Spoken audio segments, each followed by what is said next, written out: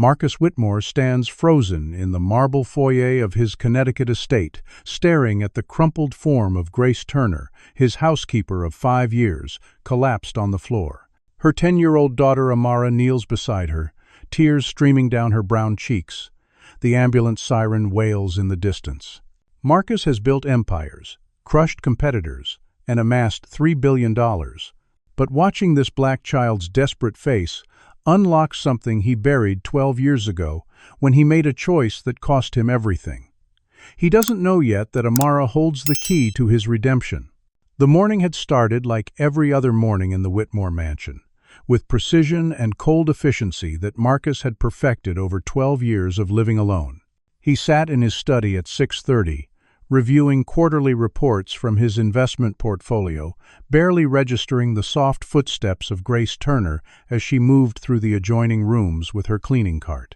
She'd worked for him for 5 years, and in all that time, he'd probably spoken fewer than 1,000 words directly to her. She was competent, quiet, and invisible, exactly what he preferred in staff. When she entered to dust the bookshelves, he didn't look up from his papers, just shifted slightly in his chair to give her access to the side table. Grace worked in silence, though if he'd bothered to notice, he might have seen how pale she looked, how her hands trembled slightly as she lifted each frame and book. By 7:15, she'd moved on to prepare his breakfast, the same meal he ate every single day. 2 poached eggs, wheat toast, black coffee. Marcus ate alone in the dining room, a space designed to seat 24 but occupied only by him at the head of an absurdly long table. Grace set the plate before him without a word, though she swayed slightly as she stepped back. Marcus cut into his eggs with surgical precision, his mind already on the conference call scheduled for 8 o'clock. He never asked Grace how she was doing, never inquired about her life outside these walls, never wondered why a woman in her mid-30s worked as a housekeeper, when she clearly had the intelligence and bearing of someone capable of much more. She was simply part of the machinery of his existence, like the thermostat or the security system, noticed only when something went wrong. Around 3 in the afternoon, something went wrong. Marcus was back in his study, irritated by an unexpected sound in his sanctuary, a child's voice. He emerged to find Grace in the kitchen with her daughter, a small girl with curly hair pulled back in 2 puffs, wearing a school uniform. The girl sat at the kitchen island, swinging her legs and talking animatedly about something that happened in science class. Grace was responding, but her voice sounded strained. Marcus stood in the doorway, and both of them noticed him simultaneously. Grace straightened immediately, her professional mask snapping into place. "Mr. Whitmore, I'm so sorry. The babysitter canceled last minute, and I couldn't find anyone else. She'll be quiet, I promise." Marcus felt his jaw tighten. "I pay you to work, not to run a daycare. This is inappropriate." The little girl, Amara, stopped swinging her legs and looked at him with wide, serious eyes. Grace's face flushed, a mixture of embarrassment and something else. Anger, perhaps, quickly suppressed. "It won't happen again, sir. I'll make sure of it." Marcus wanted to say more, to emphasize the importance of maintaining professional boundaries, of keeping personal life separate from work, but something in the child's steady gaze made him uncomfortable. He turned and walked back to his study, closing the door more firmly than necessary. An hour later, he heard the crash. It was loud enough to pull him from his concentration, a sound of something heavy hitting the marble floor. Marcus stood, annoyed at the interruption, and walked back toward the kitchen. What he found made his irritation evaporate instantly. Grace lay crumpled on the floor, her cleaning supplies scattered around her, one hand clutched to her chest. Amara was on her knees beside her mother, shaking her shoulder and crying. "Mom! Mom! Please wake up! Please!" Marcus moved without thinking, pulling out his phone and dialing 911. His voice, usually so controlled, came out sharp with urgency. He gave the address, described the situation as best he could. The dispatcher's questions were clinical: age, symptoms, medical history. Marcus realized he knew none of these things. He didn't even know Grace's age. Not really. The paramedics arrived within 8 minutes, their sirens growing louder as they approached up the long driveway. Marcus had carried Grace to a more comfortable position, her head resting on a cushion from one of the kitchen chairs.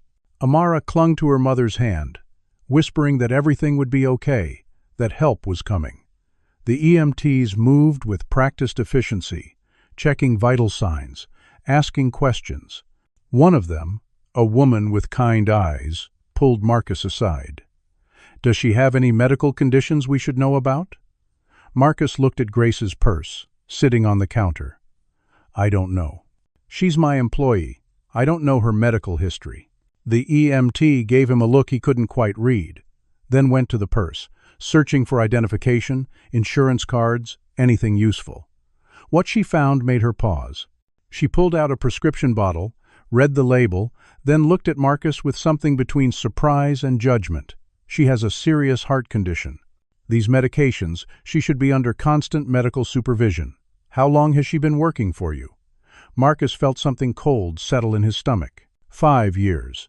The EMT shook her head slightly, then returned to her partner. They were loading Grace onto a stretcher when she regained consciousness briefly, her eyes fluttering open. She saw Amara and reached for her weakly. "Baby, I'm okay. Don't cry."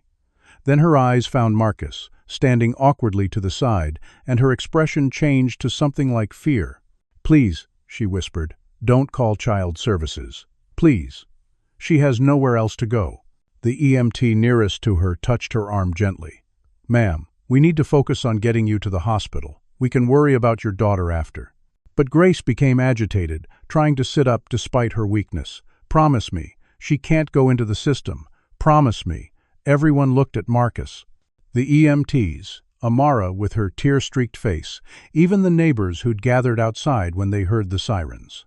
In that moment, Marcus Whitmore, who'd spent 12 years avoiding any emotional entanglement, who'd built walls so high around himself that no one could reach him, found himself saying words that surprised even him. "She'll stay with me. I'll take care of her until you're better." Grace's eyes widened, searching his face for sincerity. Then she nodded and let herself be wheeled toward the ambulance. As they loaded her in, one of the EMTs dropped a folder, papers scattering across the driveway. Marcus bent to help gather them, and that's when he saw it. Grace's employee application from 5 years ago, clipped to medical notes from her doctor. The notes were dated from 6 years ago, stark warnings in clinical language: severe cardiomyopathy, high risk of sudden cardiac arrest. Patient should avoid physical labor. Patient has refused surgical intervention due to cost and lack of insurance. Marcus stood there on his driveway, papers in hand, understanding washing over him like ice water. Grace had been working for him while dying.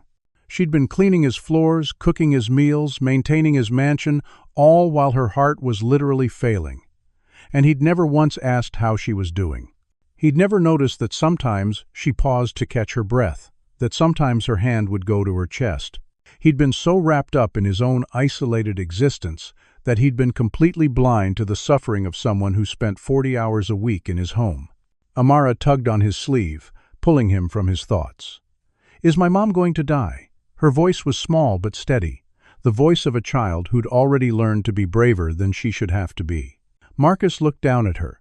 This little girl he'd dismissed as an inconvenience just an hour ago, and felt something crack inside his carefully constructed walls. He didn't know how to talk to children. He didn't know how to offer comfort.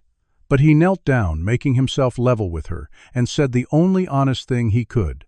"The doctors are going to do everything they can, and I'm going to make sure she gets the best care possible."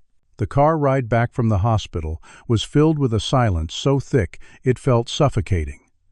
Marcus drove his Mercedes with his usual precision, but his mind was anywhere but on the road. Beside him in the passenger seat, Amara sat with her small backpack clutched on her lap, staring out the window at the Connecticut countryside rolling past. Marcus had no idea what to say to her, how to bridge the enormous gulf between them. She was 10 years old, grieving, scared, and he was a 63-year-old billionaire who hadn't had a meaningful conversation with anyone in over a decade. The hospital had told them Grace needed emergency surgery, that her condition was critical, that the cost would be enormous. Marcus had handled it the way he handled everything, with money and authority. He'd spoken to the cardiac surgeon directly, arranged for the best operating room, authorized whatever treatment was necessary. The billing department had looked shocked when he'd simply written a check for $120,000 without hesitation, not even asking for an itemized estimate. It was the easiest decision he'd made in years, which was strange considering how enormous the sum was. As they pulled up the long driveway to his estate, Marcus saw it through Amara's eyes for the first time. A massive stone mansion that looked more like a museum than a home. Perfectly manicured lawns stretching in every direction. A fountain in the circular drive that probably cost more than most people's houses. It was beautiful in a cold, impersonal way, like a photograph in an architecture magazine. They parked, and Marcus led Amara inside, suddenly aware of how empty the place felt. His footsteps echoed on the marble floors. There were no family photos on the walls, no personal touches, nothing that indicated anyone actually lived here. It was a mausoleum for a man who'd already buried himself. He took her to one of the guest rooms on the second floor, a space decorated in neutral beiges and creams, expensive but sterile. "You can stay here," he said, setting her backpack on the bed. "The bathroom is through that door, if you need anything." He trailed off, realizing he had no idea what a 10-year-old might need. Amara looked around the room with wide eyes, taking in the king-sized bed, the antique furniture, the original artwork on the walls. "It's very pretty," she said politely, but her voice was hollow. Marcus nodded awkwardly and left her alone, retreating to his study where he felt more comfortable. But concentration eluded him. He kept thinking about the little girl upstairs, alone in a stranger's house, worried about her mother. Around 7, he realized neither of them had eaten. He ordered food from an expensive restaurant in town, Italian, because that seemed safe, not thinking about whether a child would want veal piccata and risotto. When it arrived, he had it set up in the dining room, that absurdly long table with its 24 empty chairs. Amara appeared when he called for her, looking even smaller in the vast space. She sat at the far end of the table, as far from him as possible, picking at her food without eating much. Marcus tried to think of something to say. "How is school?" It came out stiff, formal. "It's okay," Amara replied, not looking up from her plate. "What's your favorite subject?" "Science. I want to be a doctor someday."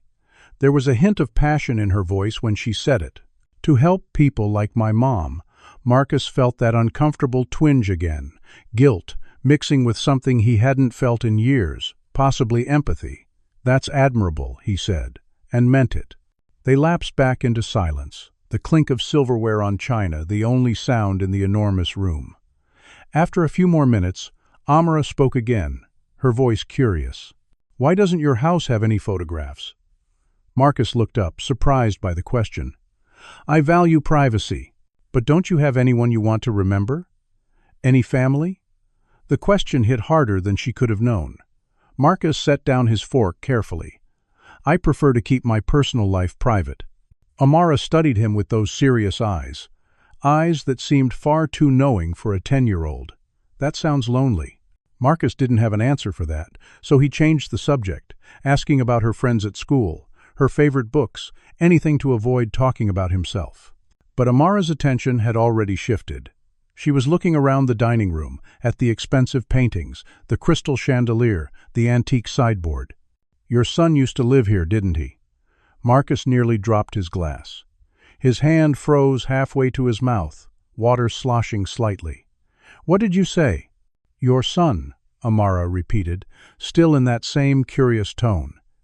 "He used to live here, in the room at the end of the hall upstairs, the one with the tree outside the window. The room Marcus hadn't opened in 12 years. The room he'd locked and tried to forget about. "How do you know about my son?" His voice came out harsher than he intended. Amara looked down quickly, as if realizing she'd said something wrong. "My mom mentioned it once. She said you used to have family here, but that didn't make sense." Marcus had never told Grace about his son. He'd never told anyone on his staff anything personal. His son's existence, his estrangement, that was private, buried, locked away like that room at the end of the hall. "What exactly did your mother tell you?" Marcus pressed, leaning forward. Amara shrugged, suddenly evasive. "Just that you had a son, that he doesn't live here anymore." "What else?" Amara shifted in her seat, uncomfortable now. Nothing. Just that. But Marcus's instincts, honed by decades of business negotiations and legal battles, told him she was hiding something. "Amara, how did you know about the tree outside the window? How did you know which room was his?" She bit her lip, looking trapped. Then she said something that made even less sense. "There's a tree fort in it. A blue one. He built it when he was 12, for his birthday, and he broke the window playing baseball when he was 15. Marcus felt the blood drain from his face. Those details, those specific memories, they weren't public knowledge. They weren't anything Grace could have known from gossip or staff chatter. They were private family history, locked in his memory, along with everything else painful he'd tried to forget.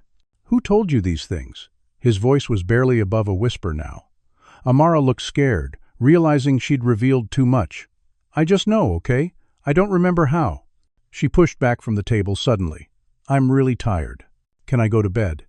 Marcus wanted to press further, to demand answers, but the fear in her face stopped him. She was just a child, scared and missing her mother, and he was interrogating her like a hostile witness. "Of course," he said, forcing his voice to soften. "Sleep well." Amara hurried from the room, practically running. Marcus sat alone at the long table, his mind racing. How could she know those things? The tree fort had been painted blue, his son's favorite color. The window had broken during a baseball game in the backyard, a Saturday afternoon in June. These weren't things anyone could guess. They were specific, intimate details of a life he'd tried to erase.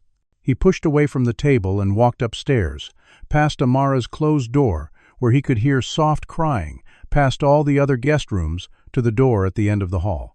He stood there for a long moment, hand on the doorknob, before finally turning it and pushing the door open. The room was exactly as it had been 12 years ago. The bed still made, posters still on the walls, books still on the shelves. Dust covered everything now, but otherwise it was frozen in time, a shrine to a son he'd disowned. Marcus walked to the window and looked out. There, in the old oak tree, was the tree fort, blue paint faded and peeling, but unmistakably blue. And there, in the corner of the window, was the small crack from where the baseball had hit, never fully repaired. Marcus turned and looked around the room at all the memories he'd locked away. His son's childhood, his teenage years, all the moments before everything fell apart, before the fight, before the ultimatum, before Marcus had said those unforgivable words and his son had walked out, never to return. How could Amara know about this room? How could she know these details? Marcus stood in his son's abandoned bedroom, surrounded by ghosts and questions, feeling the careful walls he'd built starting to crack, and having absolutely no idea what it all meant. Marcus barely slept that night, his mind churning through possibilities, each more unlikely than the last. When morning came, he was already in his study, phone pressed to his ear, speaking with Grace's cardiac surgeon. The news was both better and worse than expected. Grace had survived the night, but her condition was more severe than initially assessed. She needed not one surgery, but two, complex procedures that would cost another $40,000 beyond what he'd already authorized. The surgeon was apologetic, clearly uncomfortable asking for more money. But Marcus cut him off. "Do whatever needs to be done. Cost is not a concern. Save her life." He hung up and sat back in his leather chair, staring at the ceiling. Why was he doing this? Why was he spending $160,000 on a woman who cleaned his house? He could justify it as simple human decency, as helping an employee in need.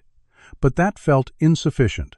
There was something more, something he couldn't quite name, pulling him toward engagement with these two people when everything in his nature wanted to retreat into solitude. Around 8 in the morning, he heard sounds from the kitchen and went to investigate. What he found stopped him in the doorway. Amara had woken early and attempted to make breakfast. The kitchen was a disaster. Eggshells on the counter, flour spilled across the floor, a pan smoking slightly on the stove. But she'd also managed to produce something resembling scrambled eggs and toast, and she'd set the dining room table with careful precision. She'd even picked flowers from the garden outside, arranging them in a vase she must have found in one of the cabinets.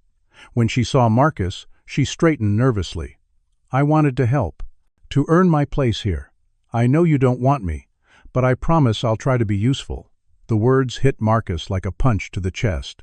This child thought she had to earn the right to exist in his space, to justify her presence through labor. She thought he didn't want her, and the terrible thing was, she wasn't entirely wrong. 24 hours ago, he'd been irritated by her mere presence in his kitchen. "You don't need to do this," Marcus said, his voice coming out softer than usual. "You're not here to work. You're here because your mother needs help and you need a place to stay." Amara's eyes filled with tears, the first real emotion he'd seen from her since yesterday's initial breakdown. "But I heard you, on the phone just now. I heard you tell the doctor to do more surgery, that it would cost more money. You're spending so much on us, and we can't ever pay you back." Marcus crossed the kitchen and, for the first time in 12 years, did something that felt completely natural. He pulled the child into a hug. She stiffened at first, then collapsed against him, sobbing. "I'm so scared she's going to die. I'm so scared I'll be alone." "You're not alone," Marcus heard himself say. "Your mother is going to survive this. The best surgeon in Connecticut is taking care of her. And you don't owe me anything. Not labor, not money, not gratitude. You're a child. You're supposed to be taken care of, not taking care of others." They stood there in his kitchen, this broken old man and this frightened child, holding on to each other like lifelines. When Amara finally pulled back, wiping her eyes on her sleeve, she looked up at him with a determination that seemed to age her decades in an instant. "I want to repay you," she said firmly. "I don't have money, and I can't do anything really useful, but I can give you something else." Marcus started to protest, but she held up her hand. "My grandmother, before she died, she told me something. She said that kindness creates magic. When someone saves your life, you owe them 3 wishes. Real wishes, not pretend. You saved my mom's life. That means I owe you 3 wishes." Marcus felt a strange sensation, something between wanting to laugh at the childish logic and being deeply moved by the sincerity. "Amara, that's a beautiful thought, but wishes aren't real. They are if you believe in them," she insisted. 3 wishes. Anything you want that I have the power to give. Please, let me do this. I need to feel like I can give something back." Marcus looked at her serious face, at the desperate need to feel useful, to have some control in a situation where she was completely powerless. He could dismiss it, explain reality, or he could honor her need to offer something. He chose the latter. "All right," he said gently. 3 wishes. Amara's face brightened slightly. "What's your first wish?" Marcus thought about it, about what he actually wanted. The honest answer was that he had no idea. He had more money than he could ever spend, owned properties across the world, had achieved every business goal he'd ever set. What did he actually want? "I suppose," he said slowly, "I wish for peace and quiet so I can work without interruption." Amara shook her head immediately, a small smile playing at her lips despite her tears. "That's not a real wish. That's running away. You have to wish for something true, something you actually need, not something you hide behind." Marcus blinked, startled by her perception. "That's very wise for someone your age. Mom says I'm an old soul," Amara replied. "Try again. What do you really wish for?" Marcus opened his mouth to answer, then closed it. What did he really want? Peace wasn't what he needed. What he needed was something he couldn't name, something locked behind the door at the end of the hall, something to do with all the years he'd spent alone and all the choices he'd made that led him here. "I don't know," he admitted finally. "Then I'll use my first wish for you," Amara said, her voice taking on that strange, solemn quality from the night before. "Since you saved my mother's life, I wish that you would forgive your son for marrying the woman he loves." The words hung in the air like a physical force. Marcus felt his coffee cup slip from his fingers, watched as if in slow motion as it fell to the marble floor, and shattered, brown liquid spreading across the white tile. His vision narrowed to a tunnel, all sound disappearing except for the rushing of blood in his ears. "What did you say?" His voice came out strangled, barely human. Amara stood her ground, though her hands trembled. "I wish you would forgive your son for marrying a black woman, for choosing love over your approval, For all the years you've spent hating him when you really hate yourself. Marcus grabbed the edge of the counter to steady himself. The room spun. How could she possibly know? That detail, that specific, terrible reason for his estrangement wasn't something Grace could know, wasn't something anyone could know. He'd never told a soul the real reason he'd cut off his son. Never admitted to anyone that when his son had come to him 12 years ago, glowing with love, introducing his fiancée, a beautiful black woman from California, Marcus had responded with words so vile, so filled with prejudice and hate, that his son had walked out and never spoken to him again. "Who told you?" Marcus's voice rose, anger and fear, mixing into something toxic. "How do you know about this? What has your mother been saying?" Amara didn't flinch from his rage, just watched him with those knowing eyes. "Do you accept my wish? Answer my question," Marcus shouted, losing control in a way he never did. "Who gave you this information? What kind of game are you playing?" "It's not a game," Amara said quietly. "It's a wish. The first of 3. You can accept it or reject it, but you can't ignore it. Do you accept?" Marcus wanted to storm out, to demand answers, to regain control of a situation that was spiraling into something he didn't understand. But something in her steady gaze held him there. This child, this 10-year-old who should know nothing about his darkest shame, was offering him something, and he had no idea whether it was salvation or destruction. "I need to know how you know these things," Marcus said, his voice dropping to barely above a whisper. "I'll tell you everything," Amara promised. "But first, you have to decide. Do you accept my wish? Will you forgive your son?" Marcus looked at this strange child, at the broken coffee cup on the floor, at his hands shaking with emotion he'd suppressed for 12 years. He thought about his son, whose name he hadn't spoken aloud in over a decade. He thought about the words he'd said, words that still made him sick when he remembered them in the dark hours of the night.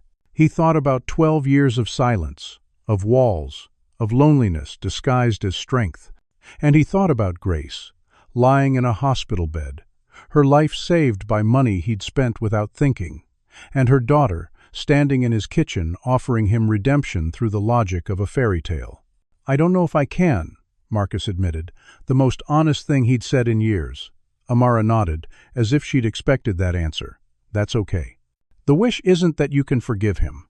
It's that you will forgive him. There's a difference. One is about ability, the other is about choice." She turned and walked out of the kitchen, leaving Marcus alone with his shattered cup and his breaking heart, and a question he couldn't answer. How could this child see straight through to the core of him, to the secret shame he'd buried so deep he'd almost convinced himself it didn't exist?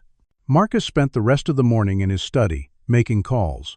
First to his lawyer, then to a private investigator he'd used in the past for background checks on business partners. He gave them Grace Turner's name, her social security number from her employee file, every piece of information he had. He needed to know who this woman really was, where she came from, and most importantly, how she and her daughter knew things that should be impossible for them to know. The investigator called back within 3 hours. What he reported made Marcus more confused, not less. Grace Turner had appeared in Connecticut 5 years ago, as if materializing from thin air. Her employment application listed an address in Hartford, but when the investigator checked, it was a mail forwarding service, not a residence.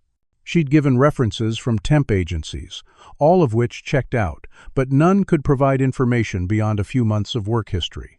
Before 5 years ago, Grace Turner seemed not to exist. No credit history, no previous addresses, no paper trail of any kind. It was as if she'd been born the day she walked into Marcus's mansion to interview for the housekeeping position. "Either she changed her name," the investigator said, "or she's very, very good at covering her tracks. You want me to dig deeper?" "I can, but it'll take time and money." "Do it," Marcus said without hesitation. "I need to know everything." He hung up and sat back, mind racing. Why would Grace hide her past? What was she running from? And how did all this connect to what Amara knew about his son? The questions circled in his head like vultures, picking at his certainty about reality. Unable to sit still any longer, Marcus drove to the hospital. He needed answers, and Grace was the only one who could provide them. But when he arrived at the cardiac ICU, the nurses informed him that Grace had developed complications overnight. She was unconscious, sedated, and wouldn't be awake for at least another 24 hours, possibly longer. Marcus stood outside her room, looking through the window at her still form, machines breathing for her, monitoring every heartbeat. This woman who'd cleaned his house for 5 years, who he'd barely noticed, who'd been dying the whole time without him seeing it. Who was she, really? Frustrated, he drove back to his estate, arriving near sunset. He found Amara in the last place he expected, his personal library. This room was supposed to be locked, off-limits to everyone, filled with first-edition books and rare manuscripts he'd collected over decades. But there she sat, curled up in his favorite leather chair, her small form dwarfed by the high back, reading one of his most valuable books about the early Silicon Valley pioneers. Marcus's first instinct was anger at the invasion of his private space, but it died as quickly as it sparked. There was something about the sight of her there, absorbed in the book, that reminded him of someone. His son, at that age, used to sit in that exact chair the same way, legs tucked under him, completely lost in whatever he was reading. "That's a rare book," Marcus said from the doorway, his voice neutral. Amara looked up, not startled, as if she'd known he was there. "I know. 1968 first edition. You wrote notes in the margins." She showed him a page where, decades ago, he'd scrawled observations and thoughts. "I'm being very careful with it." "How did you get in here? The library is locked." "The door was open," Amara said simply. Marcus knew that was impossible. He'd locked it himself yesterday. But arguing seemed pointless. Everything about this child was impossible. "Did you know," Amara said, closing the book carefully and setting it aside, "that your son tried to call you 437 times in the past 12 years? The number was so specific, so precise, that Marcus couldn't dismiss it as a guess. "That's not possible. He stopped trying after the first year." "Did he?" Amara tilted her head. "Or did someone stop the calls from reaching you?" Marcus felt cold realization wash over him. Patricia, his executive assistant, who'd been with him for 15 years, who managed his schedule, screened his calls, handled his correspondence. 3 years after you and your son stopped talking, he started calling your office," Amara continued, her voice matter-of-fact. "Patricia would tell him you weren't available, that you didn't want to speak with him, that he should stop trying. But he kept calling, once a month, every month, for 9 years. "How do you know this?" Marcus's voice shook. "Ask her," Amara said simply. "Call her right now and ask her if your son ever stopped trying to reach you." Marcus pulled out his phone, hands trembling as he dialed Patricia's personal cell. She answered on the second ring, her professional voice warm and familiar. "Mr. Whitmore, is everything all right? It's Sunday evening. Patricia, I need you to tell me the truth about something," Marcus said, skipping any pleasantries. "Has my son tried to contact me in the past 12 years? Silence on the other end, long enough that Marcus thought the connection had dropped. Then, quietly, "Yes, sir, many times." "How many?" "I'd have to check my records for an exact number, but approximately once a month for the past 9 years. Before that, it was more frequent." Marcus closed his eyes, feeling the room tilt. "And what did you tell him?" "What you instructed me to tell him 12 years ago, sir. That you weren't available, that you didn't wish to speak with him, that he should stop attempting contact." The words hit like physical blows. "I don't remember giving you those instructions." "You were quite clear about it, sir," Patricia said gently. "The day after your son left, you called me into your office. You said that if he ever tried to contact you, I was to block him completely. You said he was, and I quote, 'dead to you,' and that I should treat any attempt at contact as I would an unwanted solicitation." Marcus had no memory of this conversation, but he knew Patricia wouldn't lie. He must have been so consumed with anger and pain that he'd erected barriers without fully realizing their permanence. "Where is he?" Marcus asked, his voice barely audible. "What's his current contact information?" "He works at the Public Defender's office in Hartford, sir." "Would you like me to email you his direct number?" "Yes." Immediately, Marcus ended the call and looked at Amara. who watched him with those ancient eyes in a child's face. "How did you know about the calls? How did you know the exact number? Does it matter?" Amara asked. "What matters is that you've been 20 miles from your son for 12 years, and you never knew because you built walls so high you couldn't see over them anymore. 20 miles. His son had been 20 miles away this entire time, working as a public defender, helping poor families navigate the legal system, doing everything Marcus had taught him was beneath the family name. Living the kind of life Marcus had tried to steer him away from, the kind of life devoted to others instead of accumulating wealth and power. He came to your office building 3 times, Amara continued. Patricia met with him in the lobby each time and told him you refused to see him. The last time was 18 months ago. He cried in the lobby, "Mr. Whitmore, your son cried in public, begging to see you, and your assistant sent him away." Marcus felt something breaking inside him, some fundamental structure that had been holding him together for 12 years. "Why are you telling me these things?" Amara stood from the chair, looking suddenly every bit the 10-year-old she was, tired and sad. "Because you have 2 wishes left, but you still haven't accepted the first one. You can't move forward until you accept it. You have to choose, Mr. Whitmore. You have to choose whether you're going to keep building walls or start tearing them down." She walked past him and out of the library, leaving Marcus alone with his rare books and his shattering certainty about everything he'd believed for 12 years. He pulled out his phone and opened his email, finding the message from Patricia already waiting. His son's name and number laid out in simple black text, David Whitmore. The name Marcus hadn't spoken aloud in over a decade. The son he'd loved, raised, shaped, and then destroyed with words and pride and prejudice he thought was principle, 20 miles away, 437 phone calls, 3 visits to the office. 18 months since the last attempt. Marcus wondered if there would be a 438th call, or if his son had finally, truly given up. He wondered if some wounds cut so deep that no amount of time or wishes from a mysterious child could heal them. And he wondered, for the first time in 12 years, if he actually wanted to heal them, or if he'd grown so comfortable with his walls that demolishing them felt more terrifying than staying locked behind them forever. His phone sat heavy in his hand, David's number glowing on the screen, and Marcus Whitmore, who'd built a billion-dollar empire through decisive action and fearless moves, found himself completely paralyzed, unable to press the call button or put the phone down. Stuck between the past he couldn't change and a future he couldn't imagine, held hostage by a child's simple wish, forgiveness. Marcus didn't sleep that night. He sat in his study, staring at David's phone number, his finger hovering over the call button a dozen times, never quite pressing it. What would he even say? How do you bridge 12 years with a single conversation?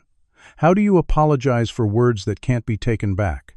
Near midnight, Marcus stood and walked to his safe, a massive steel box hidden behind a painting in his study. He kept important documents there, property deeds, stock certificates, his will.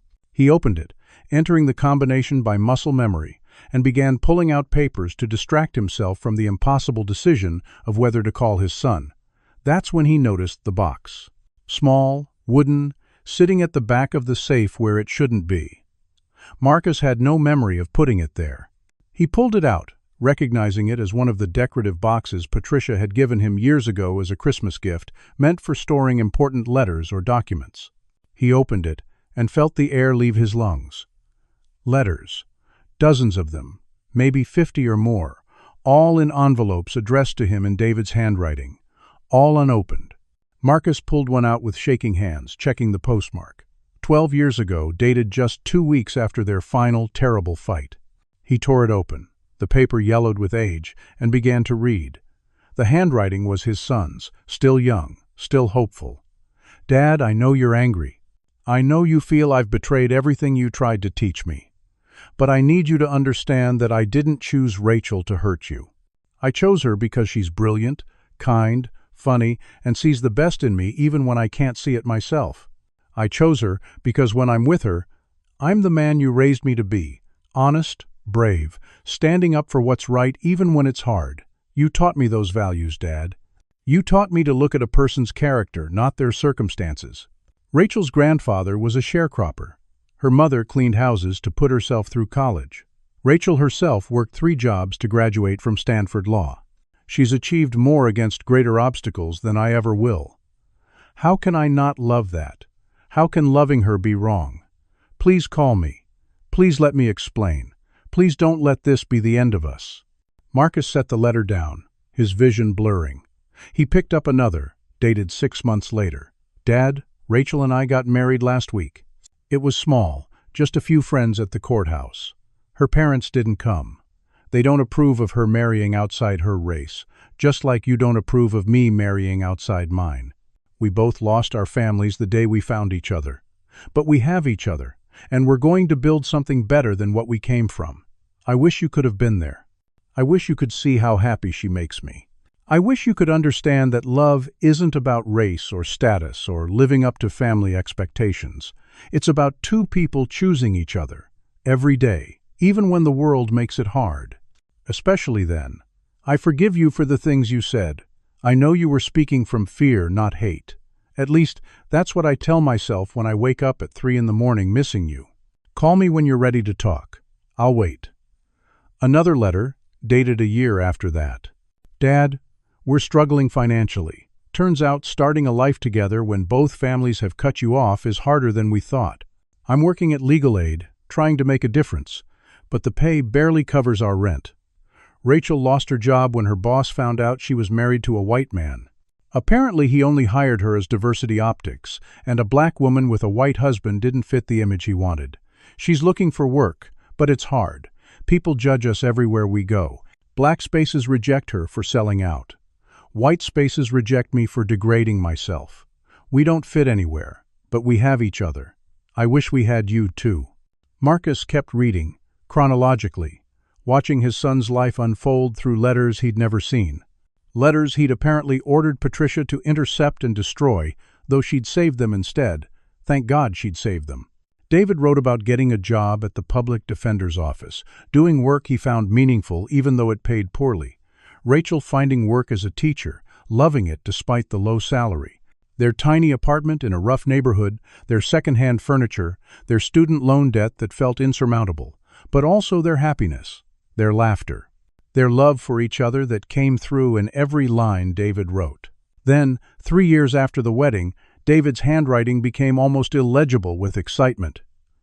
Dad, I'm going to be a father. Rachel is pregnant. We just found out yesterday and I can't stop crying. I'm terrified and thrilled and completely unprepared. We don't have money. We don't have a nursery. We barely have space in our apartment. But we're going to have a baby, Dad. Your grandchild. I wish you could be part of this. I wish my child could know their grandfather. I wish I could call you and hear your voice tell me everything will be all right, the way you used to when I was scared of something. Please, Dad, please don't let our fight steal this from all of us. Call me, please. Marcus's hands shook so badly he could barely read the next letter, dated 8 months later. Dad, we had a son. James David Whitmore, named after Rachel's father and you, hoping maybe that would reach you somehow. He's perfect. He has your nose, Dad. I didn't expect that to hit me as hard as it did. I looked at my son's face and saw my father, and I broke down in the hospital room. Rachel held me while I cried, and she told me to write you again. She said, he's missing everything, and someday he'll regret it. But if you keep trying, maybe you'll get through. So here I am, trying again. James is healthy, beautiful, already gripping my finger like he never wants to let go. I want him to know you. I want him to know where he comes from. I want him to have a grandfather. Please, Dad, I'm begging you. The letters continued, chronicling James growing up, his first word, his first steps, starting preschool, all the milestones Marcus had missed. Then, when James was 2, another announcement. Dad, we're having another baby, a girl this time. We're naming her Amara. It means grace in Sanskrit, and it's also related to immortal in Latin. We chose it because no matter how hard things get, no matter how much we struggle, we refuse to give up on grace, on forgiveness, on the possibility of immortality through love and family. I'm still hoping you'll meet your grandchildren someday. I'm still hoping grace will win. Marcus stopped reading, the letter falling from his nerveless fingers. Amara, his son's daughter. The little girl sleeping upstairs in his guest room. Not Grace's daughter with some other man. David's daughter. His granddaughter. He looked at the date of the letter again. 10 years ago. Amara was David's daughter, which meant Grace was David's wife. Rachel. Grace Turner was Rachel Whitmore, living under her maiden name, working as his housekeeper for 5 years without him recognizing her. He'd seen her once, 12 years ago, when David brought her to introduce them. He'd looked at her beautiful face for maybe 5 minutes before launching into his racist tirade, calling her a gold digger, accusing her of trapping his son, saying things so vile that David had physically stepped between them, shielding her from Marcus's words. Marcus had been too consumed with his own prejudice and fury to really see her. And 5 years ago, she'd walked back into his life, applied for a housekeeping job under her maiden name, and he'd never recognized the woman he'd once called such terrible things. She'd cleaned his house, cooked his meals, listened to him speak to her like she was invisible, all while dying from a heart condition that probably would have been treatable if she'd had money and insurance. All while raising his granddaughter alone. Marcus picked up the next letter with trembling hands, needing to understand. This one was dated 8 years ago, and the handwriting was shaky, uneven with emotion. Dad, Rachel left me. She took the kids, and I don't know where they went. She said she couldn't do it anymore. The poverty, the struggle, the way society treats us. She said she'd broken her whole family for me, and ended up with nothing to show for it but debt and exhaustion and a husband too idealistic to prioritize making money. She said she needed to give our children better than what we could provide together. I'm destroyed, Dad. I failed her. I failed our kids. I failed everyone. I'm alone now, completely alone, and I've lost everything that mattered. My pride cost me my family. Sound familiar? The next few letters were shorter, darker, David writing through his grief, his attempts to find Rachel and the children, his unsuccessful job searches trying to make more money. Then, 5 years ago, the letters changed tone again. Dad, I haven't heard from Rachel or the kids in 3 years. My attempts to find them have led nowhere. My private investigator says Rachel is very good at disappearing. I hope she's okay. I hope the kids are safe and happy. I hope my failure to provide for them didn't destroy their lives. I'm still trying to find them, but I'm running out of resources and hope. I've accepted that I might never see my children again. That might be for the best. They deserve better than what I could give them. I want you to know that I forgive you. I know you'll never read this. I know you've probably never read any of these letters. But I forgive you for what you said, for cutting me off, for building walls I couldn't climb. I understand it now, the fear that drove you. You were afraid of losing control, afraid of what people would think, afraid of change. Fear makes us do terrible things. I'm guilty of it too. I was so afraid of being like you that I went too far the other direction, prioritizing principle over practicality, and I lost my family because of it. So I forgive you, Dad. And I hope, wherever you are, you've found some peace. I hope you're not as lonely as I am. I hope you figured out something I'm still learning, that walls don't protect you. They just make a prison that only holds one person. Marcus set down the last letter and sat in silence, the full weight of what he'd done, what he'd missed, crashing over him like a wave. His son had been 20 miles away, grieving, alone, searching for his children who were secretly living in Marcus's own house. Rachel, now calling herself Grace, had taken the most dangerous gamble, working for the man who'd destroyed her marriage, who'd called her terrible names, who represented everything wrong in her life. Why? To give Amara a grandfather? To test if Marcus had changed? To see him without him seeing her? Some kind of revenge served cold through 5 years of cleaning up after him? Marcus looked around his study at the walls lined with books, the expensive art, the symbols of his success in isolation. He'd built an empire but lost a kingdom. He'd accumulated billions but bankrupted himself of everything that actually mattered. And now, through some twist of fate or grace he didn't understand, his granddaughter had walked into his life, offering him 3 wishes wrapped in the simple wisdom of a child's fairy tale. The first wish was forgiveness. He hadn't accepted it yet, had been too proud, too confused, too scared.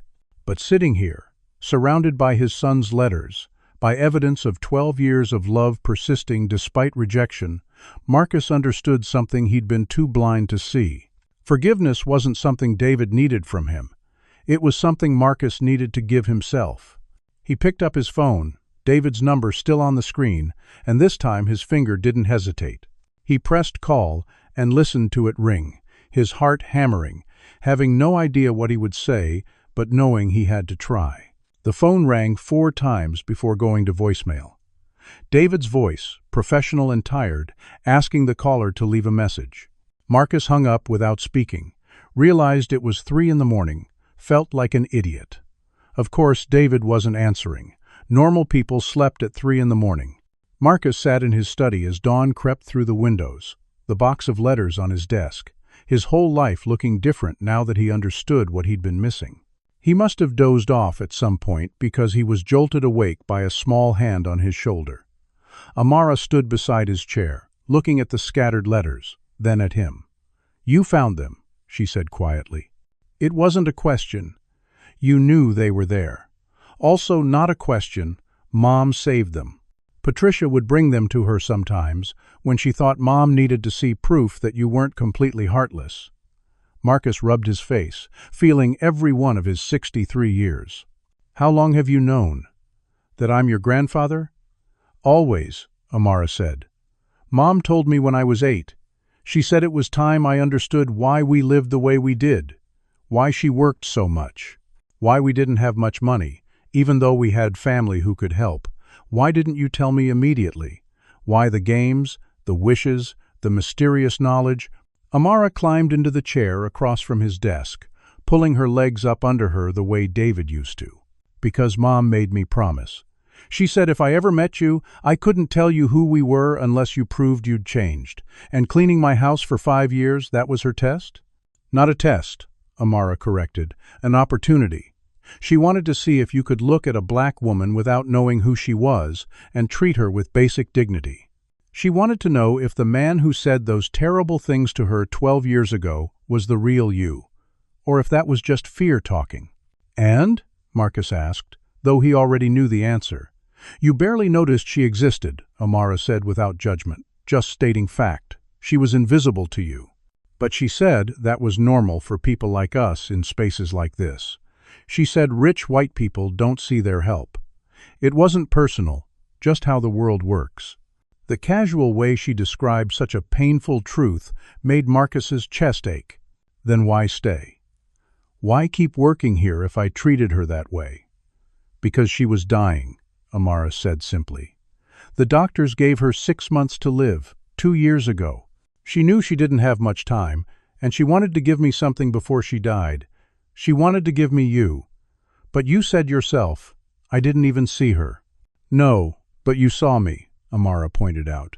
"When Mom collapsed, when you had a choice to call child services or step up, you chose to help. You paid for Mom's surgery without even asking the cost. You took me into your home. You did all of that not knowing who we were. Not because you owed us anything, but because it was the right thing to do." Marcus thought about his decision to pay for Grace's surgery, how automatic it had been, how he'd barely even considered the amount. "That doesn't make up for 12 years of cruelty." "No," Amara agreed, "but it proved you could change. That's why I could use my first wish. Mom said, if you helped us without knowing who we were, it meant you weren't the same man who hurt my dad. It meant there was hope." "Hope for what? What does your mother want from me?" Amara's eyes welled with tears. "She wants me to have family when she's gone. She wants Dad to have his father back. She wants to fix what she helped break." "What do you mean, what she helped break?" Amara wiped her eyes with the back of her hand. "Mom and Dad divorced because she couldn't handle being poor anymore. She grew up with nothing, worked so hard to build something, and then married Dad knowing his family cut him off. She thought they'd be okay, that love would be enough, but it wasn't. The bills kept coming. She got sick but couldn't afford treatment. Their son needed things they couldn't buy. The stress broke them. Mom told Dad she was leaving to protect him, that if he didn't have to support a family, maybe he could finally build something stable. But really, she was just tired. Tired of struggling. Tired of being judged everywhere she went. Tired of explaining her existence to people who thought she'd either betrayed her race or corrupted her husband. The complexity of it hit Marcus. His prejudice had set events in motion that destroyed his son's marriage through economic pressure, which led to Rachel taking a housekeeping job from the very man whose rejection had impoverished them. The circles of consequence were dizzying. "Does David know you've been living here? That your mother worked for me?" "No," Amara said quickly. "He can't know. He's been trying to find us for years. Mom disappeared on purpose. She didn't want him watching her die. She didn't want him to sacrifice more for her when she couldn't give him anything back." "That's not how love works," Marcus said, surprised by his own words. "Love isn't a transaction. Mom knows that, but she also knows Dad would give up everything to take care of her, and she couldn't let him do that. He already gave up his family for her once. She wasn't going to let him give up his future too." Marcus absorbed this, understanding the terrible logic. Grace, knowing she was dying, had removed herself from David's life to free him from the burden of her illness. And then, in a move Marcus was only beginning to understand, she'd sought employment with Marcus, perhaps hoping to reconnect father and son before her death, perhaps trying to give Amara family, perhaps seeking some form of closure for herself. "Your mother is either incredibly wise or incredibly foolish," Marcus said. "Maybe both," Amara allowed. "But she loves us. She loves Dad, even though they're not together. She loves me. And in some weird way, I think she loves you too. Or at least, she wants to believe the man who raised my dad is still somewhere inside the man who said those terrible things." Marcus felt something crack deeper inside him, some final wall beginning to crumble. "I need to see your mother. I need to talk to her." "She's awake," Amara said. "The hospital called an hour ago while you were sleeping. She's weak, but conscious. They said we can visit this afternoon." Marcus checked his watch. 9 in the morning. 5 hours to figure out what to say to the woman he'd wronged, who'd worked for him in secret, who was dying, who'd somehow orchestrated this entire impossible situation. "Before we go," Amara said, "I need to know. Do you accept my first wish? Will you forgive Dad?" Marcus thought about the letters, about David's persistent love despite rejection, about a son who'd tried 437 times to reach a father who wouldn't answer. "Yes," Marcus said, the word feeling like stepping off a cliff. "I accept your wish. I'll forgive your father. I'll try to make things right." Amara smiled, a real smile for the first time since he'd known her. "Good, because my second wish is that you meet him today. While Mom and I are at the hospital, I want you to call Dad and ask him to come here." Marcus's stomach dropped. "Amara, I don't know if I'm ready for that.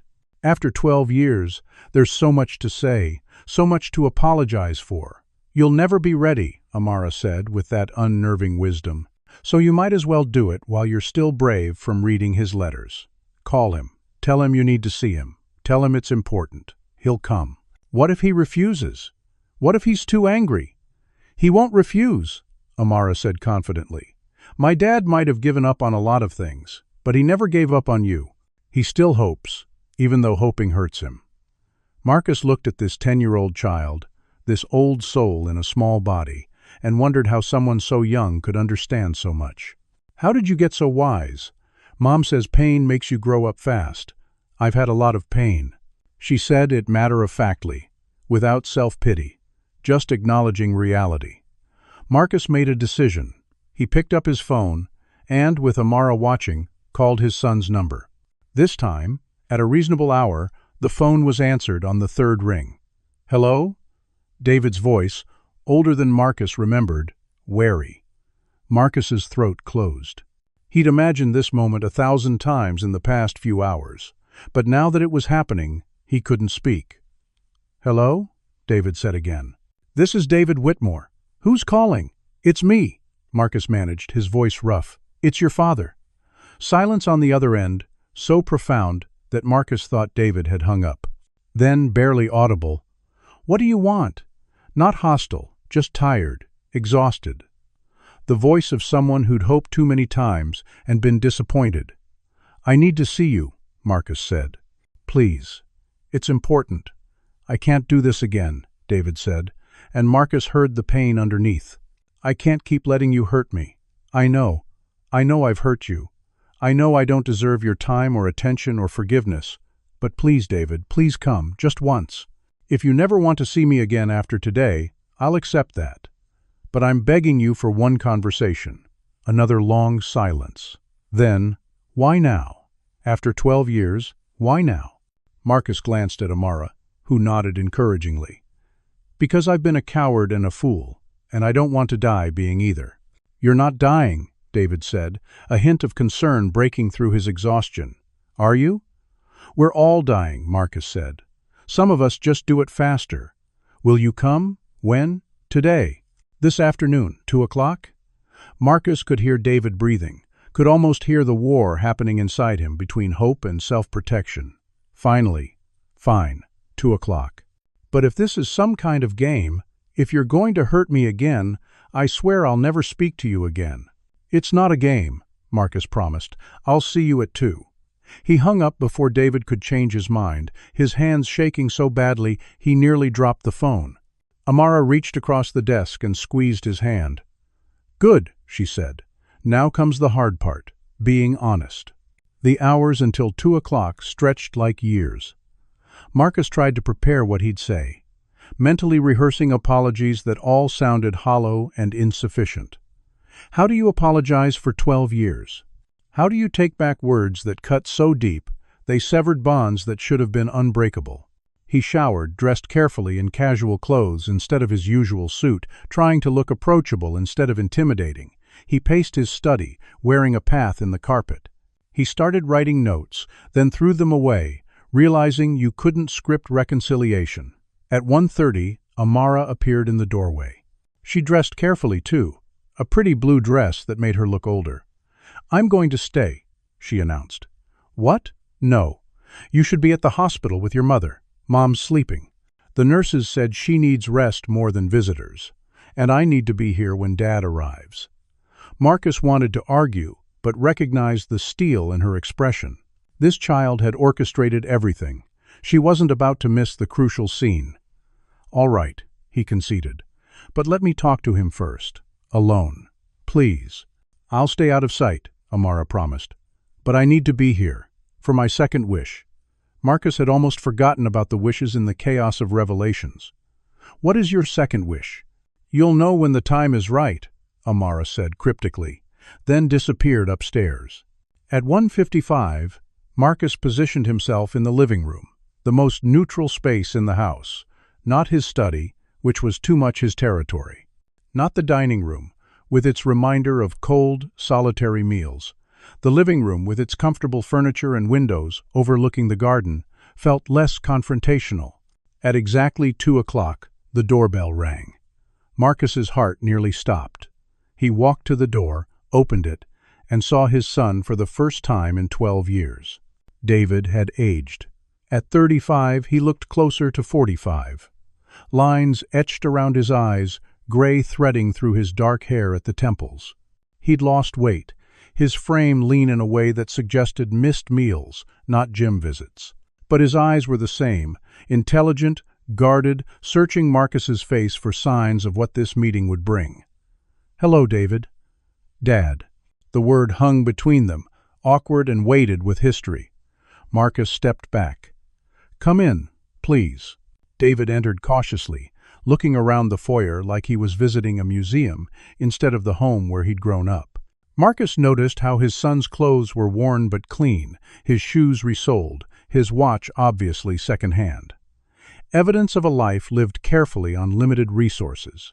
They moved to the living room, sitting on opposite sofas, a coffee table between them like a neutral zone. Neither spoke for a long moment. Finally, David broke the silence. "What is this about? You sounded strange on the phone." Marcus took a breath, diving in. "I've read your letters. All of them." David's face went white. "What letters?" "I never got responses to any letters."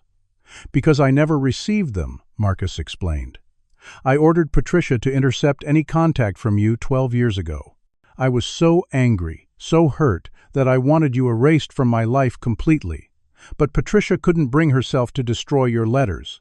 She kept them. She stored them in my safe, hoping someday I'd want to read them." David's expression cycled through emotions too quickly to track: shock, hurt, anger, confusion. "You're telling me I've been writing to you for 12 years, pouring my heart out, and you never saw any of it?" "Not until last night. I found them by accident. David, I'm so sorry. For everything. For the things I said when you introduced me to Rachel. For cutting you off. For maintaining walls that kept you out even when you were desperately trying to reach me. Do you even remember what you said to her?" David's voice was quiet, dangerous. "Do you remember what you called my wife?" Marcus flinched but forced himself to meet his son's eyes.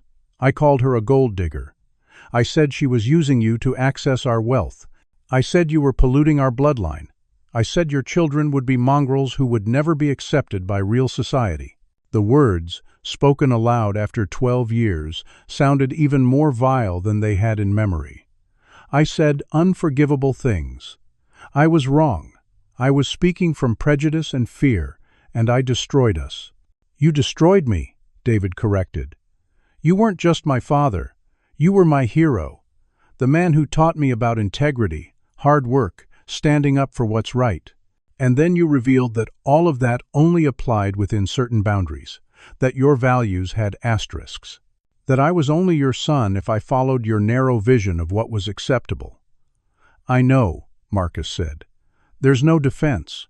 I betrayed everything I claimed to believe in." "And now what?"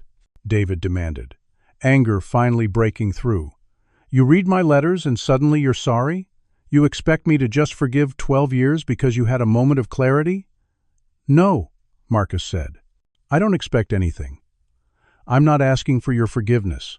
I'm telling you that I was wrong, that I'm sorry, and that I want to do better. What you do with that is entirely up to you." David laughed bitterly. "That's convenient. Put it all on me. I'm the one who has to decide whether to be the bigger person and forgive, while you just had to admit you were wrong. Do you know what it cost me to keep trying to reach you? Do you know how many times I let you break my heart?" 437 phone calls, Marcus said quietly. 3 visits to my office. 9 years of monthly letters. "I know. I learned all of it last night, and I wish I could go back and answer every single one. But I can't. All I can do is tell you that I love you, that I've always loved you, and that my prejudice and pride were never about you. They were about my own fear and weakness." David stood abruptly, pacing to the window. "I can't do this. I can't just let it be okay. You called the woman I loved horrible names. You said our children would be mongrels. And then you cut us off financially, and we struggled, and my marriage fell apart because we couldn't handle the pressure, and I lost everything." "I know about Rachel," Marcus said. "I know she left. I know you've been trying to find her and your children." David spun around, face flushed. "How do you know about that? Have you been spying on me?" Before Marcus could answer, a small voice came from the stairway. "He knows because I told him." Amara stepped into view, and the world stopped. David's face transformed. All the anger, all the guardedness, shattered instantly. "Amara?" His voice broke on her name. "Baby, is that you?" "Hi, Daddy." Amara smiled through sudden tears. David crossed the room in 3 strides, dropping to his knees and pulling his daughter into his arms. He was crying, great shaking sobs, holding her like he'd never let go. "Where have you been? I've been looking everywhere. Where's your mother? Where's James? Are you okay?" "I'm okay, Daddy. Mom's in the hospital, but she's going to be okay. And James is with Aunt Linda in California." David pulled back, looking at her face like he was trying to memorize every feature. "The hospital? What's wrong? Is she sick? Her heart, Daddy? She needed surgery, but Grandpa paid for it." The word Grandpa hit like a bomb. David's head snapped toward Marcus, his expression cycling from confusion to understanding to fury. "You knew?" His voice was deadly quiet. "You knew they were here?" "I just found out last night," Marcus said quickly. "Rachel has been working for me for 5 years under her maiden name. I didn't recognize her. She hid who she was. David stood, setting Amara gently aside, and advanced on Marcus with barely controlled rage. Rachel worked for you? My wife cleaned your house? I didn't know, Marcus repeated, standing to face his son. She applied as Grace Turner. I never made the connection. That's because you didn't look at her, David shouted. The same way you didn't look at her 12 years ago when you were too busy calling her names. You've never actually seen her, have you? Never bothered to see the brilliant, strong, amazing woman who gave up everything to love me. You're right, Marcus admitted. I was blind. I'm sorry. Sorry doesn't give me back 5 years. David's voice cracked. Sorry doesn't tell me where my children were while I was losing my mind trying to find them. Sorry doesn't fix the fact that my father had my family living in his house and didn't even recognize them. Amara stepped between them, small but determined. Daddy, stop. Please, listen. Amara, go upstairs, David said, trying to gentle his voice. This is between me and my father. No, Amara said firmly. This is about all of us, and I have something to say. She turned to Marcus. Grandpa, I'm using my second wish right now. I wish for you and Dad to actually talk to each other. Not yell, not accuse, not defend, actually talk. Listen to each other. Try to understand. This isn't a fairy tale, sweetheart, David said. Wishes don't fix real problems. They do if you let them, Amara insisted. She looked at Marcus. Tell him the truth. Tell him why Mom took the housekeeping job. Tell him what she was doing. Marcus looked at his son's angry, broken face and took a leap of faith. David, Rachel told Amara that she took the job to test if I'd changed, to see if I could treat a black woman with dignity when I didn't know she had any connection to you. And then, when she collapsed and I helped without knowing who she was, she saw it as proof that I wasn't the same man who hurt you both. David's expression flickered with uncertainty. That doesn't make sense. Why would she put herself through working for you if she knew what you were? Because she was dying, Marcus said gently. She is dying. The doctors gave her months to live, 2 years ago. She's held on this long through sheer will, and she wanted to give Amara family before she died. She wanted to give you your father back. David staggered slightly, the revelation hitting hard. She's dying? For how long have you known? I learned last night, Marcus said. Everything I learned last night. That Grace is Rachel. That Amara is my granddaughter. That you've been 20 miles away searching for them while they were living in my house. All of it at once. David sank onto the sofa, head in his hands. Amara climbed up beside him, leaning against his side. Mom loves you, Daddy. She left because she couldn't watch herself die while you watched too. She wanted you to be free. I don't want to be free, David said, voice muffled. I want my family. You have your family, Amara said. You have me.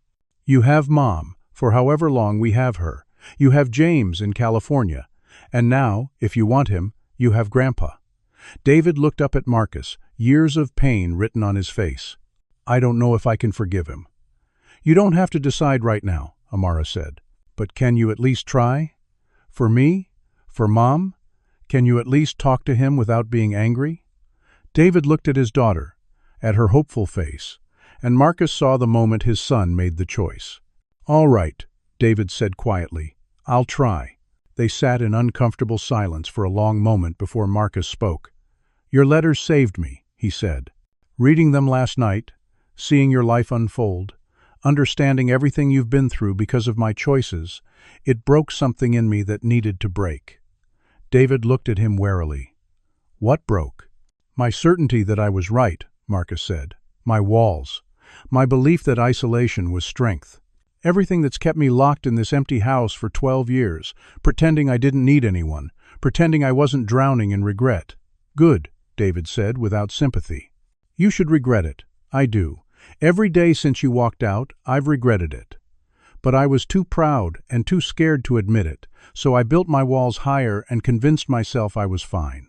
Amara nestled between them, looking from father to son. Grandpa paid over $160,000 for Mom's surgery, she said to David. Without even asking who we were or if we could pay him back, he just did it. David's jaw tightened. That's what money does. It makes problems disappear. But it doesn't fix what's broken. It's not about the money, Amara insisted. It's about the choice. He could have called child services for me. He could have sent Mom to a public hospital. He chose to help. That means something. It means he has a conscience, David said. It doesn't erase 12 years. Marcus's phone rang, cutting through the tension. He almost ignored it, but Amara said, "Answer it." It might be about Mom.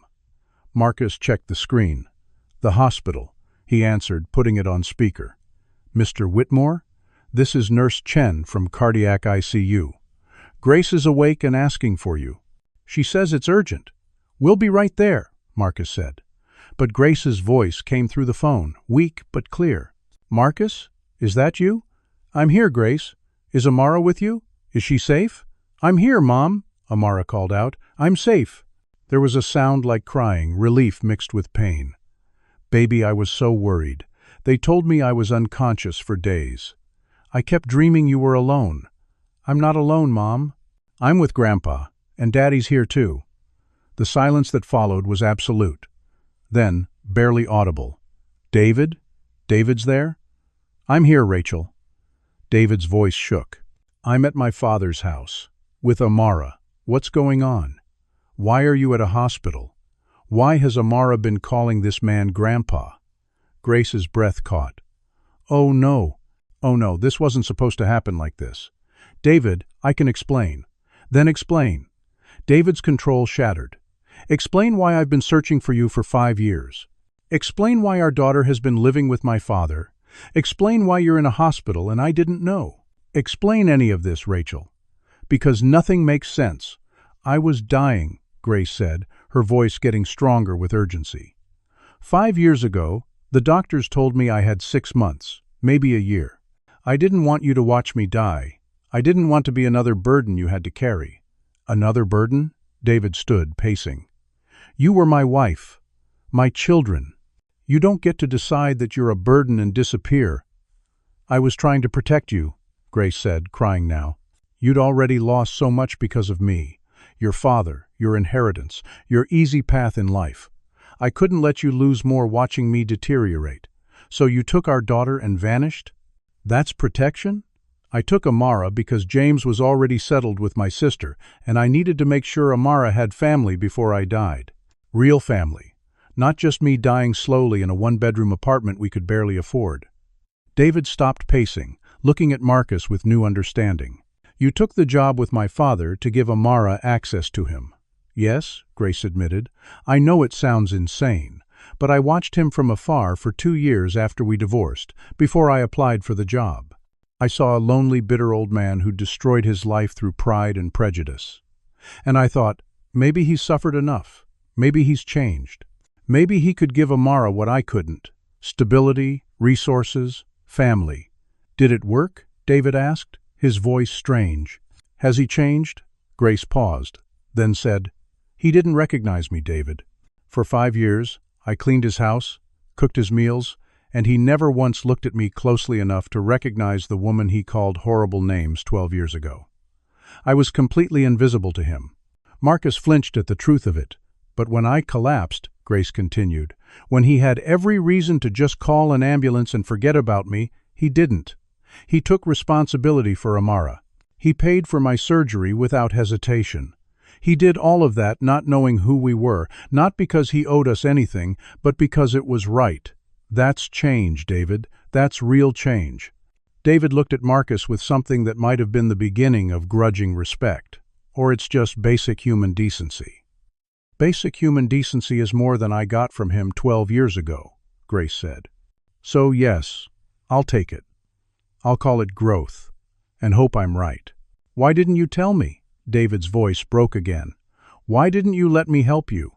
Why didn't you give me a choice?" "Because you would have tried to save me," Grace said simply.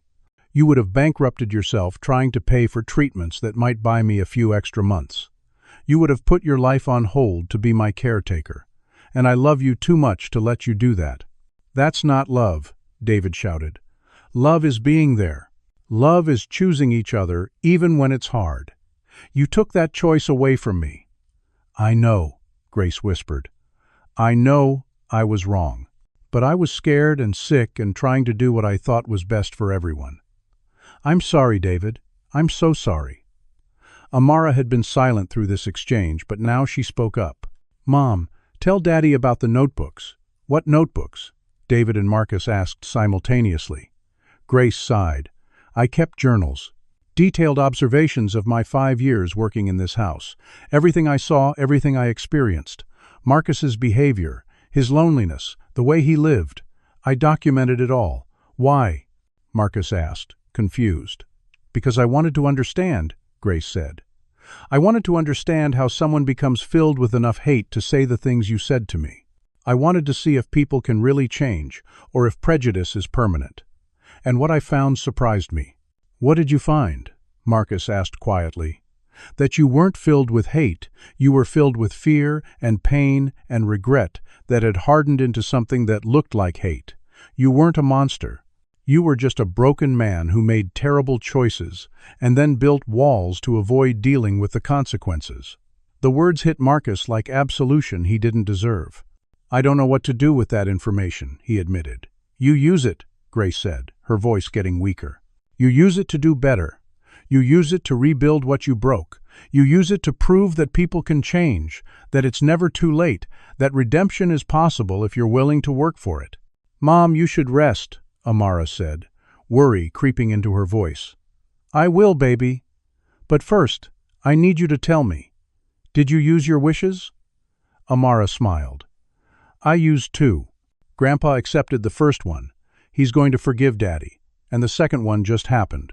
I wished for them to actually talk to each other, and they are. Good girl, Grace said.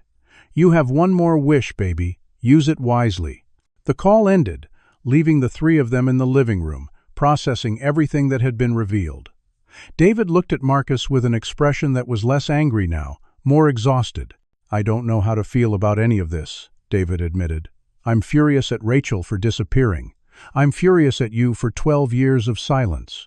I'm furious at myself for failing to provide well enough that my wife didn't feel she could come to me when she was dying. I'm just angry at everyone and everything. That's fair, Marcus said. You're entitled to your anger. But Amara's right, David continued. We are talking. And that's more than we've done in 12 years. So maybe her fairy tale wishes aren't completely ridiculous. Amara beamed. I have one wish left. Both men looked at her apprehensively. I'm scared to hear it, David admitted. You should be, Amara said, but she was smiling. Because my third wish is going to change everything. The 3 of them sat in silence for a long moment, the weight of everything that had been revealed settling around them like dust after a storm. Finally, Marcus spoke. What is your third wish, Amara? Amara looked at her father, then at her grandfather, her expression serious. Everyone thinks I'm going to wish for Mom to get completely better, to be cured. That's what you both expect, right? Both men nodded. Of course, that's what they expected. What child wouldn't wish for their dying mother to live? But Mom taught me something important, Amara continued. She said, when you have power, even a little bit of power, you have a responsibility to use it for more than just yourself. You have to think bigger. Sweetheart, your mother's life is more important than thinking bigger, David started. No, Daddy, listen. Amara's voice was firm. Mom's been dying for years, and she's still here. The surgery bought her time, maybe 2 years, maybe 3. That's a gift, but wishing for her to be cured, even if I could, that only helps us. It doesn't help anyone else. She turned to Marcus. Grandpa, my third wish is that you use your money, your power, your influence to help families like ours. Families torn apart by racism. Kids whose grandparents rejected them because of the color of their skin. People who lose everything because society can't accept that love doesn't see color. Marcus felt his chest tighten. What exactly are you asking me to do? Create a foundation, Amara said. For healthcare, education, legal help, for families dealing with what we dealt with. For kids who need support because their families fell apart over prejudice. For people who are struggling because society makes it harder for interracial families. David started to protest. Amara, that's too much. You can't ask him to do that. That's not a wish. That's a life commitment. I know, Amara said. That's why it's the right wish. Mom didn't work for 5 years, just so I could have a rich grandfather. She worked to prove people can change. Now Grandpa has to prove it to everyone else. Marcus stood, walked to the window, looked out at his perfectly manicured lawn, his symbol of wealth and isolation. You want me to create a foundation for interracial families? Yes, Amara said, and I want you to name it after Mom, the Grace Turner Foundation. So everyone knows that a black woman who worked as a housekeeper inspired a billionaire to use his wealth for good. That's not fair to you, Marcus said. You could wish for anything. For your mother's health, for financial security, for your own future. I'm wishing for all those things, Amara countered. If the foundation exists, it'll help thousands of families, including mine, including the future families who need it. Mom always said the best revenge against hate is to transform it into love. This is how we do that. David looked at his daughter with awe. When did you get so wise? I had to grow up fast, Amara said. Pain makes you wise. Mom told me that. Grace's voice came from Marcus's phone, which no one had hung up. She'd been listening the whole time. Amara, baby, you don't have to do this. You can wish for something for yourself. This is for myself, Amara insisted. Every family the foundation helps. Every kid who doesn't have to choose between their parents and their grandparents. Every person who gets the support we didn't have. That's for us. That's our legacy. Grace was crying again, audible through the phone. Marcus, you don't have to do this. It's too much to ask. It's not nearly enough, Marcus said, surprising himself with the certainty in his voice. Grace, you worked in my house for 5 years, documenting my behavior, trying to understand how prejudice forms and how it can be unlearned. You've been doing research that could change hearts and minds. Those notebooks you mentioned, that's the blueprint for exactly the kind of work this foundation should do. What are you saying? Grace asked. I'm saying Amara's right. Individual redemption isn't enough. I can apologize to David. I can make peace with you. I can try to be a better man. But if the systems that created this pain stay in place, if the prejudices that destroyed our family are allowed to destroy others, then my change means nothing. Amara's asking me to prove my redemption isn't just personal, it's systemic, and she's right to ask. David was staring at Marcus like he'd never seen him before. You're serious. You'd actually do this. I'm going to do more than this, Marcus said, ideas forming even as he spoke. I'm going to liquidate half my assets, $2 billion as the endowment. I'm going to recruit the best people in civil rights law, healthcare access, educational equity. I'm going to use every connection I have, every board I sit on, every corporation I have influence over to push for real change. Dad, David said, and the word held 12 years of pain and hope. Why would you do this? Because your daughter just taught me what I should have learned 60 years ago. That power unused for good is power wasted. That wealth hoarded is wealth stolen from those who need it. That the greatest thing any of us can do is make the world better than we found it. Marcus turned to Amara. I accept your third wish. I'll create the Grace Turner Foundation. And I'll run it personally, not just fund it and forget about it. This will be my life's work for however many years I have left. Amara nodded, satisfied. Good. But there's one more condition. Name it. Daddy has to run it with you. You need someone who understands what it's like to be on the receiving end of prejudice. Someone who knows what families go through. Someone who can make sure you don't lose sight of who this is for. Marcus looked at David. Would you? I know I have no right to ask. I know you have a career, a life. But I can't think of anyone better suited for this. David looked between his daughter and his father, and Marcus saw the war playing out on his face. Years of anger versus hope for the future. Pain versus possibility. I need time to think about it, David said finally. That's fair, Marcus agreed. Take all the time you need. But Grace's voice came through the phone again, weaker now but determined. David, take the position. Take it because it's the work you were meant to do. Take it because you'll be brilliant at it. Take it because working with your father will either heal you both or destroy you completely, and you need to know which. Rachel, David said, his voice breaking on her name. "I still don't forgive you for leaving." "I know," Grace said, "but forgive me anyway. Life's too short to hold grudges, and mine's shorter than most." The truth of that hit everyone. Grace was still dying. The surgery had bought time, not a cure. Whatever healing was going to happen in this family needed to happen fast. "I'll do it," David said. "On one condition." "What condition?" Marcus asked. "You let me be honest with you. If you say or do something that comes from prejudice, I call it out.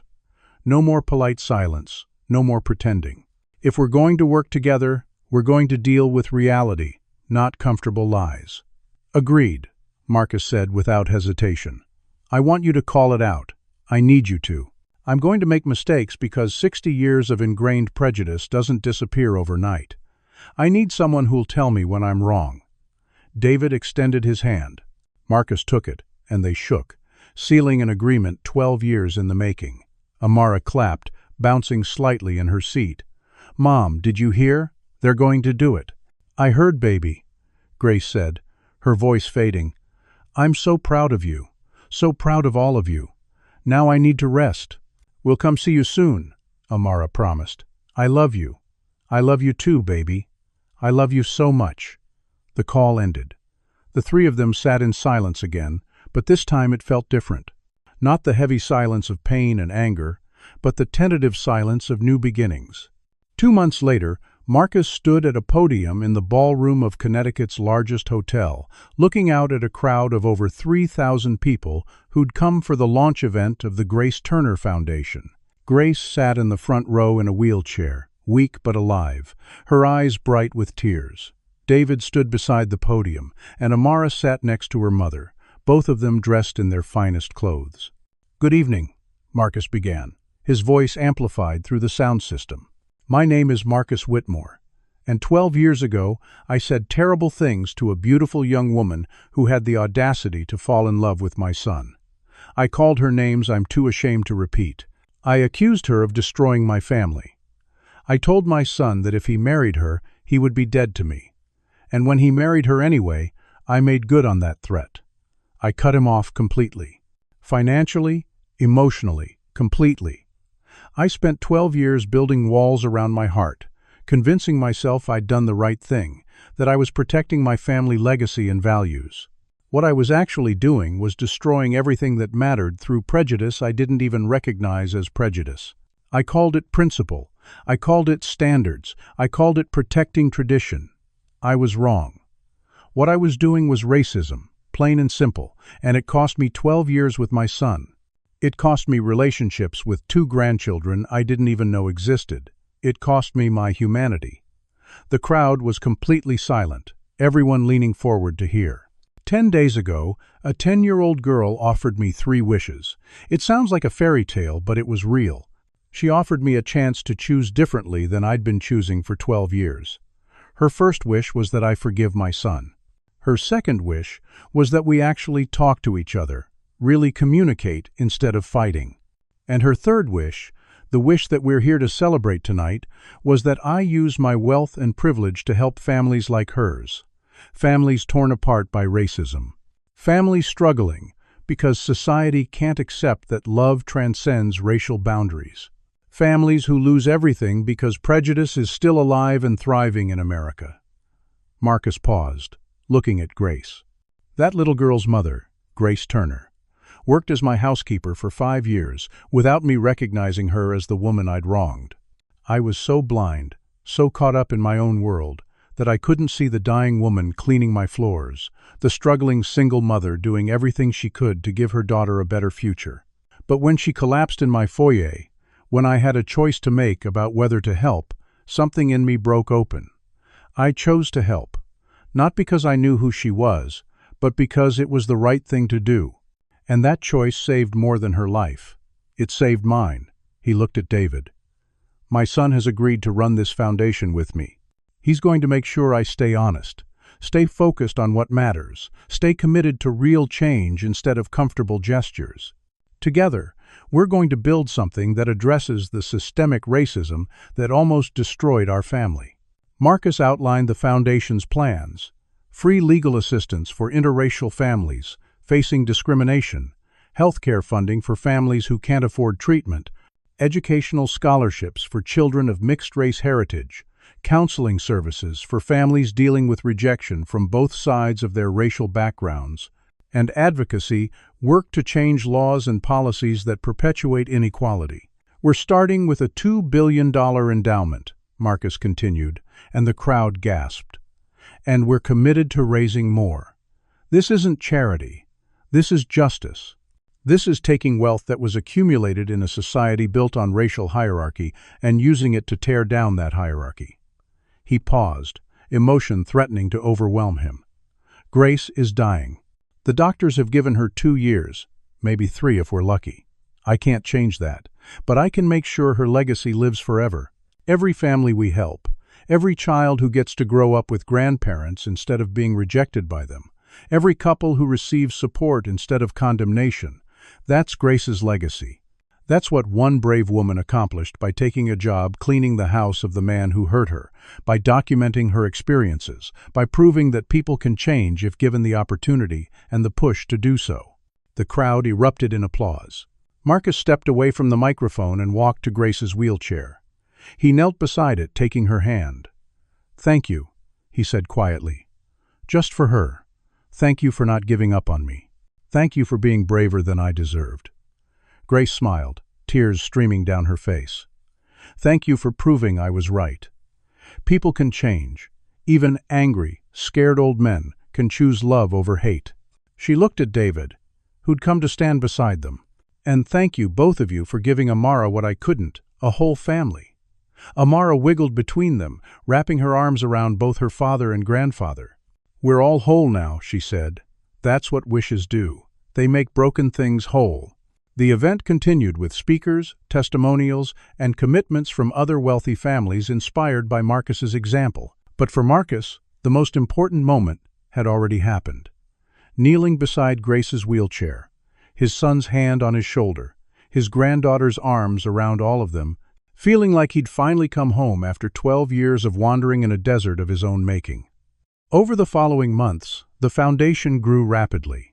David turned out to be a brilliant administrator, translating Marcus's wealth and connections into real, practical support for families in need.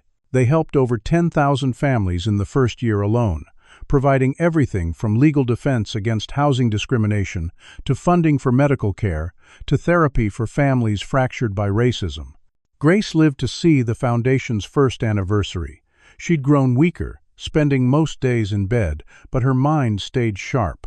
She continued writing in her notebooks, now documenting the foundation's work, creating a record of how systemic change happens when individual transformation meets structural support.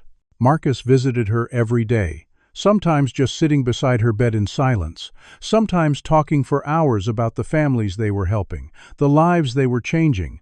It was during one of these visits, with David and Amara present, that Grace said something that would become the foundation's unofficial motto. "You know what I learned from all this?" Grace asked, her voice weak but clear. "Change doesn't happen because good people suddenly decide to be good. Change happens when people realize that the costs of not changing are too high." Marcus changed not because he suddenly became enlightened, but because continuing to be who he was meant losing everything that mattered. That's the key to ending systemic racism, making the cost of prejudice higher than the comfort of maintaining it. She looked at Marcus. "You lost 12 years. Don't let anyone else lose that much time. Make prejudice so expensive, so painful, so unsustainable that people have to change." A year and a half after the foundation's launch, Grace passed away peacefully in her sleep, surrounded by family. Her funeral was attended by thousands. Families the foundation had helped, civil rights leaders, politicians, and regular people whose lives she'd touched through her courage and vision. Marcus gave the eulogy, his voice breaking as he tried to capture the essence of a woman who'd saved him by refusing to let him remain comfortable in his prejudice. Grace Turner was a housekeeper who became a civil rights icon, Marcus said. She was a dying woman who changed the world. She was a mother who taught her daughter to use power for good. She was my son's ex-wife who gave me back my son. She was proof that one person, acting with courage and strategic brilliance, can shift the trajectory of countless lives. I loved her, not romantically, not paternally, but the way you love someone who saves your soul. Grace saved mine. And through this foundation, she'll continue saving souls for generations to come. After the funeral, Marcus, David, and Amara stood at Grace's grave, the three of them holding hands. "Do you think Mom's proud of us?" Amara asked. "I think she's proud of you," David said. "You're the one who made all this happen with your 3 wishes." "The wishes were just a way to help Grandpa give himself permission," Amara said, echoing something Grace had once told her. "People don't need magic. They need permission to be better than they were yesterday." Marcus looked at his granddaughter, this wise old soul in a child's body, and felt overwhelming gratitude for the gift Grace had given him. "Your mother was right about everything," Marcus said. "People can change, walls can come down, love can win, but only if we're willing to do the hard work of transformation." "Are you still willing?" Amara asked. "Every day," Marcus promised. "Every single day." 5 years after Grace's death, the Grace Turner Foundation had helped over 150,000 families and influenced policy changes in 37 states. Marcus, now 68, worked alongside David every day. Their relationship transformed from estrangement to partnership. They disagreed often, Marcus still occasionally revealing internalized prejudices that David called out immediately. But they worked through it, modeling for others what reconciliation looks like. Amara, now 15, had become the Foundation's youth ambassador, speaking at schools and community centers about her experience, about the power of choosing love over hate, about the possibility of redemption. She'd written a book about her mother, the brave woman who documented a billionaire's transformation, and it had become required reading in college courses on civil rights and social justice. On the 5th anniversary of the Foundation's launch, a reporter asked Marcus the question everyone wondered. "Do you really believe a 10-year-old's 3 wishes changed you? Or was that just a nice story for the press?" Marcus thought about it carefully before answering. "The wishes didn't change me. They gave me language for what needed to change. Amara saw what I couldn't see, that forgiveness wasn't something my son needed from me, it was something I needed to give myself. That talking wasn't about words, it was about listening. That redemption isn't personal, it's systemic. She gave me a framework for transformation wrapped in the language of fairy tales, because that's what made it accessible. But the change? That was all work. Hard, painful, daily work of unlearning prejudice and choosing differently. And do you think you've succeeded?" the reporter pressed. Marcus looked at David, who smiled and nodded permission. "I've changed. I'm not done changing. I probably never will be. But I'm trying every day to be better than I was yesterday.